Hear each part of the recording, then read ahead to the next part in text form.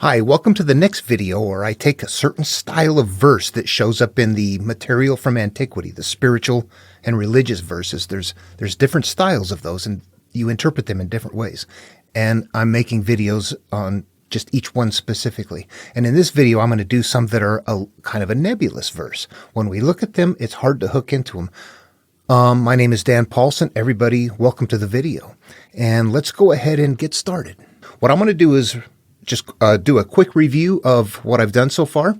The first verse I did was one that's very obvious. It's these ones right here. You can see as you read these, there's some nouns in there that we can place ourselves within. You look at these verses and there's always something like this, like the one here, we see we shape clay into a pot. Or the bottom one, we hammer wood for a house. The one in the middle, you blind Pharisee, first clean the inside of the cup. So in these, what we need to know is that we are the pot, or we are the cup, or we are the house. That's the way these verses are going to work.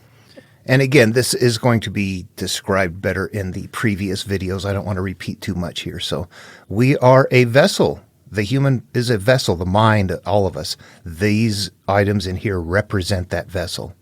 And then we interpret them from there, and I'll post a link to the videos where I've already done that below. In a very quick refresh, if we just took that top one, we shape clay into a pot. If I'm the pot, we live life, experience, which becomes who and what we are, but it is what is inside of us, our experiences that holds whatever we want. It's up to us. We become products of our experiences. That's how these unfold. And then there was the second type I did. It's just very short because it doesn't take a lot of brain work. You don't have to interpret these. You're going to find things like this. Ordinary people hate solitude, but the master makes use of it, embracing the aloneness, realizing their oneness with the whole universe. Get away, fastest to the world, stay isolated, take time. Here's another one, though. Moses was saved in the basket in the Nile River from Pharaoh. Jesus was saved when Joseph fled to Egypt from Herod. As you go through and we look through these stories, what we're going to find is that there are things to interpret that help us understand ourselves. And as we move along, you're going to see that the verses are meant for self-reflection, a way to look inside, a way to heal oneself. But then also there are other verses that are not necessarily about that, but it tells you how things work, how it's flowing, how your life experience is going to be. But it's all about you nevertheless. It's not out far off in the distance. It's all about you, your inner self, or the life experience that you have as a result of what is in your mind, what we hold as our life experiences that we live through. Okay, verses like this, I'm not sure where they all appear from. I know them mostly from Taoism, from Lao Tzu. They do appear elsewhere, but I don't want to scramble through the material. As you go through them, you will recognize them. What you're going to see right here is it doesn't direct you what to really do, and it doesn't have some kind of a vessel in there or anything like that. The Tao that can be told is not the eternal Tao. Naming is the origin of all particular things. Caught in desire, you see only the manifestations. Okay, in verses like that, when you look at them, it's like, well, when naming is the origin of all particular things, how could that even be? Nobody was here when things were originating. This is all about us, no matter what. As we're looking at this, the Tao, first of all, the Tao is this understanding, this process. And the reason the Tao that can be told is not the eternal Tao is if you're following along with me, you will see that no matter what I say, everything you're hearing from me is academic.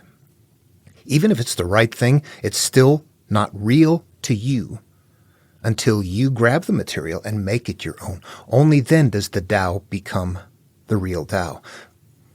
There are Tao, you will find video after video of people out there saying that means it's magical, mystical. You can never understand it. And I say, you found another Pharisee, just, in a different term. The people that don't understand it, they carry it. They're living a lifestyle of the shell, which is okay. The Taoism lifestyle reflects the template. The religious lifestyle does not reflect the template. So there's a big difference. It's hard to make those comparisons. It's not really fair. They're different. The carrier vehicle is different. Think of it in these terms. It is the hero's journey. What is the hero's journey? That, there's all these stories and there's all these things going on. But at the end of the day, there's a point where people are healing where you really stop and turn inward. And you're like, you're in a small percentage of people. You're not relinquishing to an outer being. You're not doing anything like that. You're realizing that, oh, it's me. I'm turning inward. That is when the Tao becomes real. Telling it's not real. It's stories. It's adventures. It's mythologies. It's religions. Those are not real. When any individual grabs the material, makes it their own, and decides, yes, I'm going to use this information to change my life and turn inward and address my pain and my fears behind that wall, that is when it becomes real. Okay, at any rate, what we have here is the idea, that it is the Tao that can be told is not the eternal Tao means that this process here is yours. It's mental. You have to turn inward and make it your own. That is what that is teaching us. Naming is the origin of all particular things. That is me. That is my life. That is my experience. I am born. I began having life experience. This is like judging, classifying, naming in the Bible. This means as I begin having life experiences wherever I am from, I start to become a product of that. What home did you come from? Can you step back and look around and realize that different people were raised in different ways, and as a result of that, they became a product of their mental environment too that looks radically different than yours. And what was there is our minds processing the information, which is natural. It's normal. We're going to do that. But we have to know that naming is the origin of all particular things means, I like that. That's wonderful. We're beginning to have memories. And as we're naming those memories, that is the origin of them. But that goes up to, oh, I hate that. That makes me ashamed. God, I hate what you did to me. All of those also are being named and becoming a part of us. Naming is the origin of all particular things in our lives. Caught in desire, you see only the manifestations. This is the idea that if I am hanging on, it's not something I really desire. I don't. This is in the other videos too. It's something that I am not letting go of.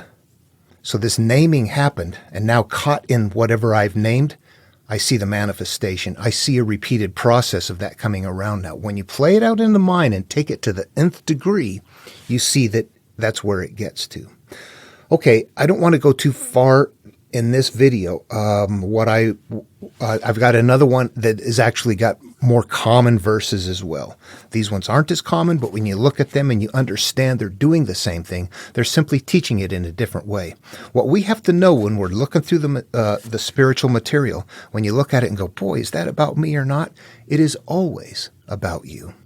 If you go to the Sermon on the Mount or the Sermon on the Plain, and one of them says, blessed is the poor, and the other one says, blessed is the poor in spirit, which of those two is correct? Spirit, poor, empty, myself, my purity within. Am I supposed to be poor, or am I supposed to be poor in spirit?